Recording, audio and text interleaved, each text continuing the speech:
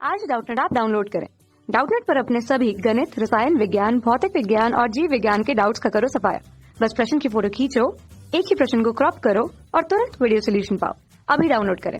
Hello friends, हमारा question है नीचे दिए गए प्रश्नों के उत्तर दीजिए। यहाँ पे हमारे 4 अलग अलग क्वेश्चन दिए गए, ए, बी, सी और डी। चारों को हमें 1 बाय 1 करके सॉल्व करना है। सबसे पहले हम ए वाला पार्ट देखते हैं। किसी कण के सरल आवर्त गति के आवर्तकाल का मान उस कण के द्रव्यमान तथा बल के गुणक पर निर्भर करता है। T equal to 2 pi under root M divided by K बराबर होता है। ये हमारा आवर्तकाल का फार्मूला होता है अगर कोई भी कण सरल आवर्त गति कर रही है। तो आगे क्वेश्चन में क्या बोल रहा है कि कोई सरल लोलक सन्निकट सरल आवर्त गति होती है। किसी भी सरल लोलक की सन्निकट हमारी क्या होती है, सरल आवर्त गति होती है। तब हमें क्या करना है, तब फिर भी किसी लोलक का आवर्तकाल लोलक के द्रव्यमान पे क्यों निर्भर नहीं करता है। ओके, हम यहाँ पे जो है अब इसको पहले वाले पार्ट को, सबसे पहले हम पहले वाले पार्ट को सॉल्व कर लेते हैं। क्वेश्चन में ये बोला जा रहा है कि अगर कोई भी कण सरल आवर्त गति करता है तो उसके आवर्तकाल का व्यंजक हमारा कितना होता है, T equal to 2 pi under root जो है एम डिवाइडेड बाई के बराबर होता है। और अगर हमारा सरल लोलक की बात करें तो फिर यहाँ पे हमारा जो है आवर्तकाल के व्यंजक में एम आ रहा है, लेकिन फिर भी हमारा सरल लोलक का आवर्तकाल जो है द्रव्यमान पे क्यों नहीं निर्भर करता है।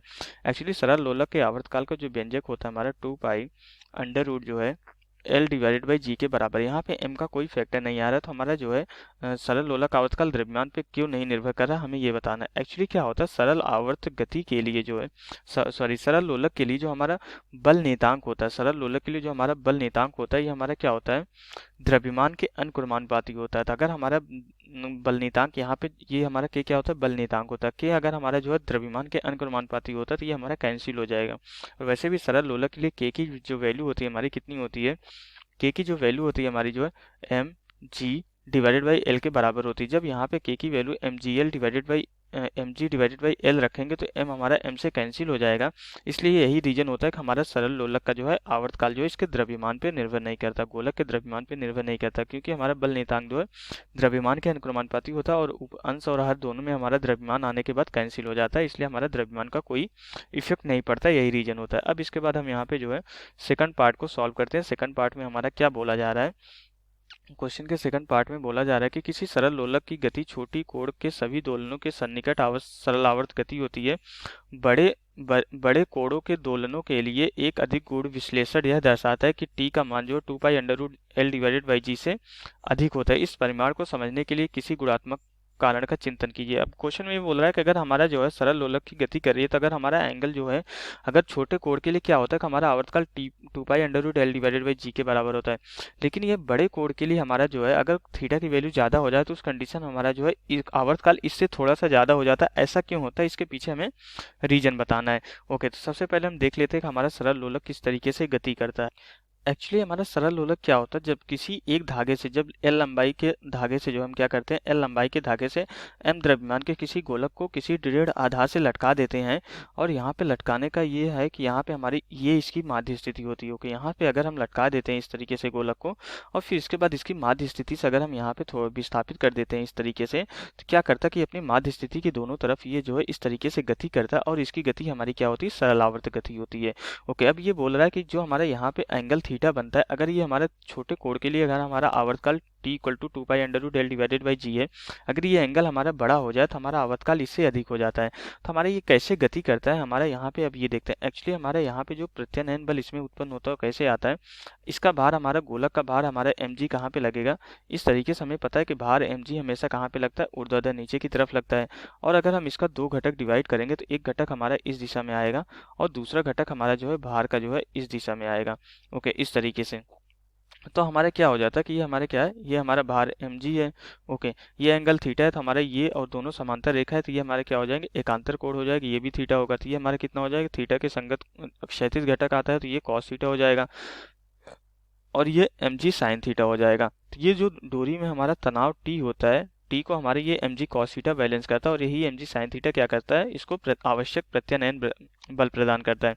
तो यहाँ से एफ इक्वल टू हमारा कितना होता है, minus M G sine theta. ये माइनस साइन यही बता रहा है कि हमारा बल जो है विस्थापन की विपरीत दिशा में लग रहा है, प्रत्यानयन बल, क्योंकि विस्थापन हमारे यहाँ से इस दिशा में हो रहा है।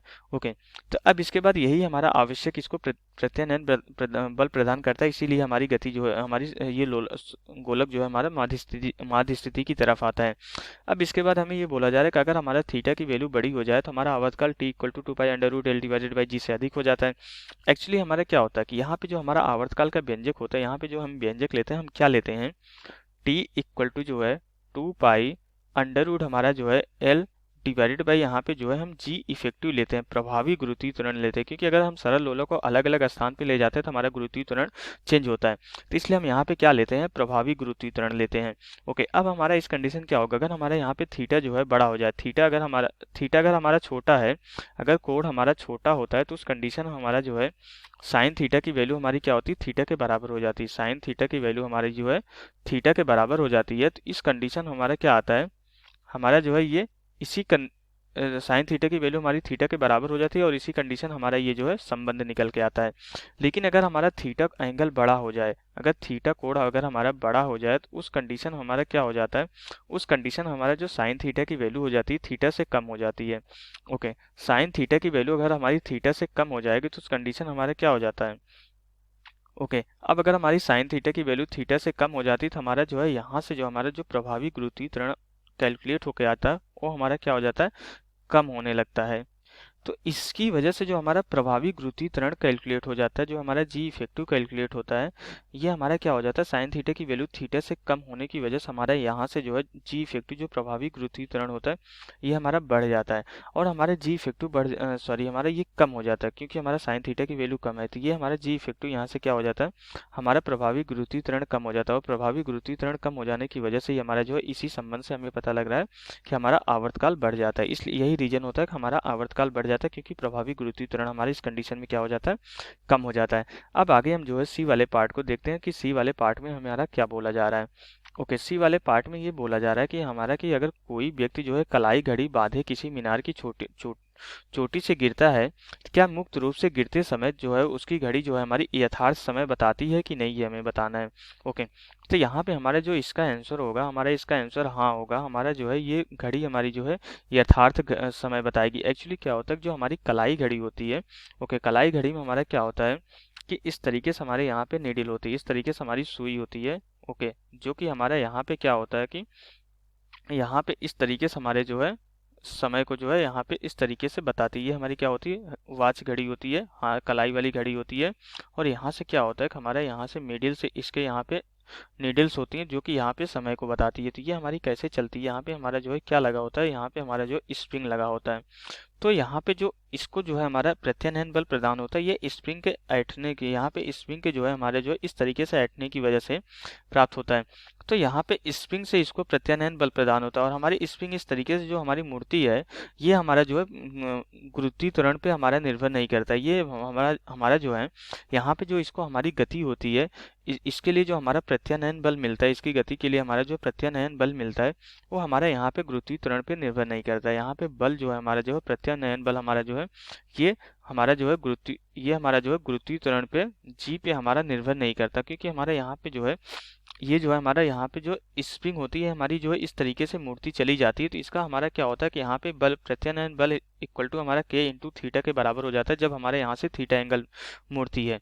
तो ये हमारा जो प्रत्यानयन बल होता है ये हमारा क्या होता है, ये हमारा जो है गुरुत्वीय त्वरण पे हमारा निर्भर नहीं करता। मीन्स अगर हमारा जो है यहाँ पे किसी भी त्वरण पे निर्भर नहीं करता, तो यही रीजन होता है कि हमारा जो कलाई घड़ी होती है ये हमारा सही समय बताती है। अब इसके बाद हम यहाँ पे जो है अगला पार्ट देखते हैं, डी वाला पार्ट में हमें क्या बोला जा रहा है, अब हम उसको चेक करते हैं। तो डी वाले पार्ट में बोला जा रहा है कि अगर गुरुत्व बल के अंतर्गत मुक्त रूप से गिरते हुए जो है किसी कोबिन में लगे सरल लोलक के दोलन की आवृत्ति क्या होती है। ओके, तो अभी हमने यहाँ पे देखा भी बी वाले पार्ट में देखा कि अगर हमारा जो है सरल लोलक का जो आवर्त काल होता है हमारी 2π√L divided by ji effective होती है। तो यहाँ से हम क्या कर सकते हैं, इसकी आवृत्ति को भी लिख सकते हैं। इसकी आवृत्ति हमारा जो इसके जस्ट अपोजिट हो जाएगी, तो n इक्वल टू हमारा क्या हो जाएगा, आवृत्ति का फार्मूला 1/2π हमारा क्या हो जाएगा यहाँ पे जी इफेक्टिव डिवाइडेड बाई हमारा जो है एल के बराबर हो जाएगा। ये हमारा क्या हो जाएगा, आवृत्ति का फार्मूला हो जाएगा। इसको हम एक काम करते हैं, यहाँ भी लिख लेते हैं।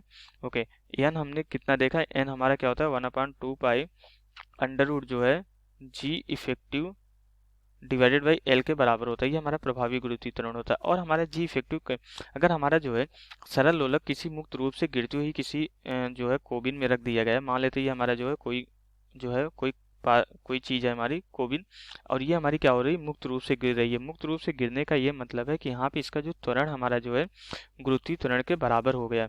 और हमें पता है कि जो हमारा प्रभावी त्वरण आता है ए हमारा जो है, ये जो जी इफेक्टिव यहाँ पे कैलकुलेट होगा वो कितना कैलकुलेट होगा यहाँ पे, क्योंकि मुक्त रूप से गिर रही है, तो ये हमारा हो जाता है हमारा जो है जी माइनस ए। अगर हमारी मुक्त रूप से नीचे गिरती है तो यहाँ पे जी माइनस ए हो जाता है, मुक्त रूप से ऊपर जाती है तो जी प्लस हो जाता है। अगर हमारा ए जो है जी के बराबर हो जाएगा तो यहाँ पे प्रभावी गुरुत्वीय त्वरण हमारा कितना हो जाता है, शून्य के बराबर हो जाता है। अगर प्रभावी गुरुत्वीय त्वरण हमारा शून्य हो गया तो यहाँ से इस संबंध से हमें पता चल रहा है कि हमारी जो आवृत्ति हो जाएगी वो भी हमारी क्या हो जाएगी, शून्य हो जाएगी। तो यहाँ पे चौथे पार्ट के लिए हमारी जो आवृत्ति कैलकुलेट होकर आई वो कितनी हो जाएगी, हमारी 0 के बराबर हो जाएगी।